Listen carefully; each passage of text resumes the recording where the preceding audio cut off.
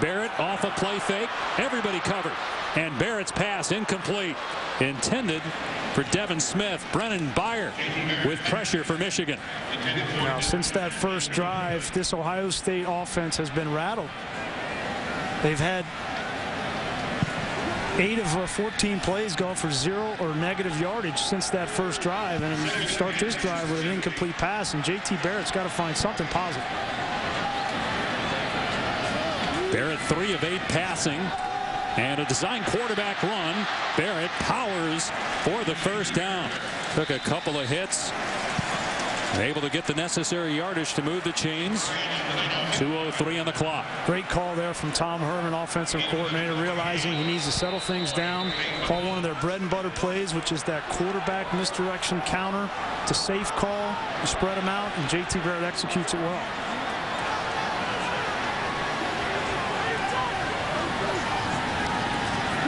Penalty marker down. And again, everybody covered downfield. Another flag is thrown. And Barrett gets popped by Ryan. Glasgow also in on the tackle at the 30. Probably a holding call. And might have been an offside or a motion penalty on Ohio State. Barrett's had all day to throw the football. It's just that the coverage downfield has been so good. He hasn't had anywhere to throw the football. There were 2 fouls on the play, both by the offense. Illegal shift on the offense. That penalty is declined. Personal foul, face mask. Offense number 50. 15 yards from the previous spot. Repeat first down. That's on center Jacoby Bourne, and so now Ohio State will be backed up. And Barrett has missed his last 5 attempts throwing the football as well. There it is, Barrett grabbing the face mask of Matthew Godin. Easy call for the official. Now, the Buckeyes have been in before. They've had tight games here the last month, including the victory in East Lansing. Last week here at home, they trailed. Here in the second half against Indiana, came back to win. Little shovel pass here to Corey Smith, and he has stood up at the 20-yard line. A gain of about 6 there.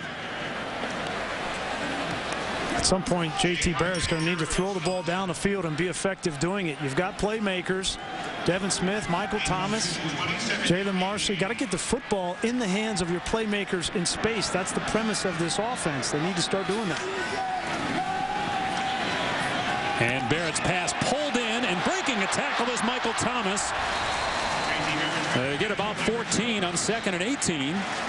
3rd and 3 or 4 here inside a minute to go in the half. Taylor whiffed on the tackle attempt, and then Delano Hill eventually got Michael Thomas to the ground. You get in a rut on offense. Go to your go-to players. Leading receiver Michael Thomas, throw him the football. Doesn't matter if it's man-to-man coverage or if it's tight. You trust that he's going to make a play, and he comes up big for J.T. Barrett there.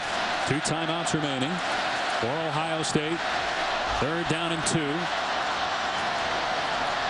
Empty set here. And now you see Elliott. Barrett faking it to him and going to take off. Breaks a tackle. Gets the first down. Stays in bounds before he's run out at the 49 by Charlton. That's why J.T. Barrett is a Heisman Trophy candidate with plays like that. Well, an athletic, but look at the decision. If he throws that swing pass, it'd be tipped and incomplete or intercepted. So the decisions that J.T. Barrett has been making this season on a consistent basis have been so good, and that's why Urban Meyer and Tom Herman have been so pleased with the play of J.T. Barrett. Redshirt freshman, 12th start. You gotta get some points here, though, if you're Ohio State. 50 seconds left in the half. You got 2 timeouts. And Barrett to the air. And got a man coming open, and making the catch is Corey Smith. He came in with only 12 grabs all year. He's made a couple of big catches on this possession. Ohio State trying to get up to the line here. And definitely a catch. The officials are going to stop it, though, and take a look. The previous play was a completed catch. That ruling is under further review.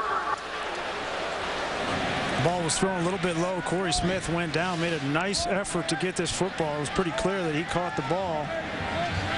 Catch. Yeah, great catch he helped there. him. Yep. knee helped him catch that football. You know, J.T. Barrett had a couple of plays exactly like that in last week's game against Indiana, and the ball was a little bit low. Ball one time it was high. If J.T. Barrett hit Corey Smith in stride there, that might have scored on a touchdown. Those are the little things, though, right? You forget that this kid's a redshirt freshman, and he's still learning the game and still getting comfortable. And Urban Meyer, in talking with him during the week, said, you know, he can play even better than he has this season, which is kind of scary to think about. Well, we've grown accustomed to seeing him handle every situation. Early on the field of a completed pass stands. First down. Clock will start on the ready for play with the ball at the 36-yard line. Still 2 timeouts remaining for the Buckeyes. And he wants him to go up tempo here. Yeah, keep an eye on Devin Smith. He is their big play wide receiver, and in this red zone fringe area, Ohio State loves to take a shot at him. Off play action, and Barrett gonna take a shot inside the 5. The catch is made, but out of bounds was Devin Smith. Maybe lost it when he went out of bounds, but good coverage that time by Blake Countess. Second down with 29 seconds left. I think Michigan was thinking the same thing. In this kind of scenario, they're going to take the shot. Blake Countess in great position there, and Devin Smith unable to come down with the football. Yeah, clearly incomplete, and he would have been out of bounds anyway had he made the catch. So it's second down and 10.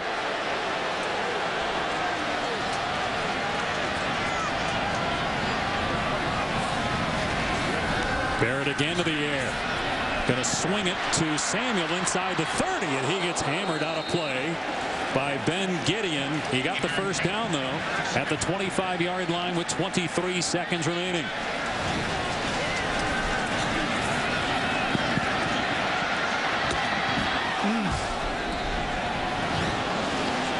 Took one for the team, though. Ran straight ahead to get the first down and make it an easier field goal try, perhaps, for Nurnberger.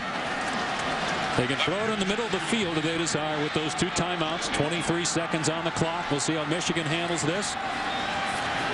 Barrett going to take a shot to the end zone. Jump ball broken up. Intended for Thomas. Jordan Lewis, sophomore out of Detroit, is going to be a really good player for Michigan. Knocked it away. Back to back. 3 plays, 2 shots downfield. Jordan Lewis in perfect position, looking back for the football, confident that he's in position. And we're talking with Greg Madison this week about Jordan Lewis. He says he's going to be an outstanding football player. 17 seconds left. Would be about a 43 or 44-yard field goal try from here. Barrett with time, pumps, now steps up and runs. Inside the 20, inside the 10, Barrett to the end zone. Touchdown, Ohio State. He scores with 7 seconds left in the half.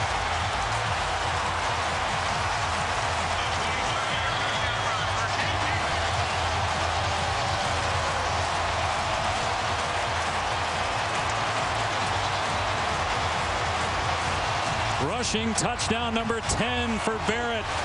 We talked about his Heisman candidacy. It just went up. He can beat you in so many ways. We saw it 2 weeks ago against Minnesota. He ran for 80-yard touchdown. You cover everybody downfield. Michigan's in good position, and you miss 1 tackle, and he jukes out Jake Ryan. Take a look. Ryan's right in the middle of the field. Here he is. He'll have the opportunity once J.T. Barrett finally decides to run the football. So much green grass, only a 3-man rush, and 1 move right there and a missed tackle, and J.T. Barrett has the speed to get to the end zone and ties up this football game. How difficult is it, Brian, as a freshman, to see the field the way he does and make plays like this to extend a play where it could have been a sack or could have just thrown it away? Instead, it's 6 points. Some quarterbacks just have that innate ability to see the field, to not under pressure, to not freak out, you know, to go through your process and to make the right decisions. And let's give credit to J.T. Barrett. The thing that probably most impressed me in talking to his coaches, Tom Herman and Urban Meyer, is his preparation. He is one of the more disciplined players in all of college football, and preparation during the week, knowing exactly what defenses he's seeing, what decisions he should be making, and that gives him a great head start in making those decisions on a consistent basis. Michigan with all the momentum in the world, and then Barrett 44th touchdown responsible for this year, a Big Ten record. They had 93 yards on their first 4 drives. Ohio State did. Remember, they started in Michigan territory twice, though. That drive, 83 yards in 10 plays. Took 2:08 off the clock to tie the game. Now Clinton kicking off. And Norfleet past the 10. Penalty marker down. Norfleet isn't, though. Norfleet finally brought down to the 28. No time remaining in the half, but let's see what the penalty marker is for.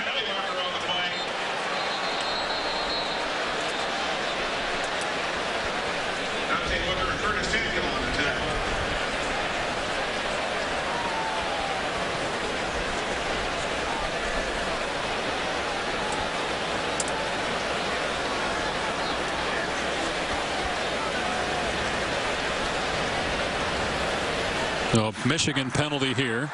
During the return, illegal block in the back, number 36, return team. That penalties decline. Halftime. Well, Ohio State was a heavy favorite last year, won by a point. A heavy favorite in 2012, won by a handful. Heavy favorite again here in 2014. 3 touchdown favorite.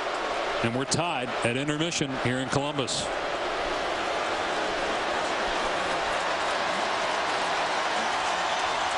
J.T. Barrett with a touchdown run to tie it with 7 seconds left in the first half. And let's check in with Tom. Coach, after the long play you gave up to Devin Funchess, you haven't been able to get off the field on defense. What tweaks are you going to make on that side of the football to turn that around? Well, we've been a good tackling team all year, and I don't feel like we're tackling well, and we started the game strong on defense, but you can't give up a 95-yard drive either. You got out of rhythm a little bit on offense there, but then get back into it, get the ball coming out in the third quarter. Offensively, what adjustments do you need to make to get J.T. Barrett back into rhythm? I think we got to play the game a little bit on the perimeter. That's what we did in the last drive, so we're going to go in there and talk about it, but we got to get out of that little rut and get on the edge a little bit. All right, thanks, Coach. Wonder if he's referring to Jalen Marshall, who had 0 touches on offense in the first half after 4 consecutive touchdowns last week to beat Indiana. ESPN and ABC College Football. Presented by Kate Jewelers. Will continue after this message and a word from our ABC stations. Scarlet and gray, maize and blue. Every November, the air cools and the leaves fall and the colors mix on a furious palette for an annual prize. It's a game of legends and legacies, history and hostility. Bo, Woody, Archie, Charles, the big house, the horseshoe, dot the I, Hugh the victors. It's not just game time. It's time